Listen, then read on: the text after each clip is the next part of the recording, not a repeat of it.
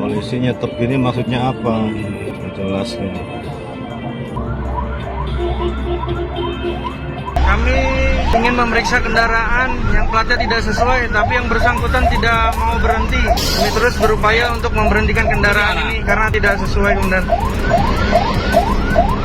Aksi kejar-kejaran polisi dan Pajero di tol tak mau berhenti diduga pakai plat palsu untuk BMW. Tengah ramai detik-detik aksi kejar-kejaran antara mobil polisi dan pengendara Pajero di tol. Hal itu kini ramai usai diunggah di sosial media, salah satunya akun TikTok @walangsungsang317 pada Selasa, 28 Mei 2024. Maksudnya apa coba, bukan PJR kok ngejar-ngejar, tapi setelah kita video tutup kaca langsung menghilang, tulis keterangan pada unggahan. Pada video, terlihat kendaraan petugas kepolisian dari unit Gakum mencoba memberhentikan sebuah mobil Pajero yang ditumpangi perekam di jalan tol.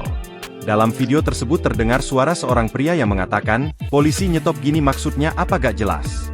Apa yang Anda pikirkan ketika pengayom masyarakat berkelakuan seperti ini? Sejak kapan unit etle Gakum pindah tugas? Di jalan tol udah kayak PJR, tulis keterangan pada unggahan video lainnya. Menanggapi hal itu, Ditlantas Polda Metro Jaya juga merilis video klarifikasi atas kejadian tersebut. Hal itu diketahui dalam unggahan sosial media akun @tmc Polda Metro pada Rabu, 29 Mei 2024. Pada keterangan unggahan itu menyebutkan jika ternyata mobil Pajero Sport yang dikejar anggota kepolisian diduga menggunakan plat nomor palsu.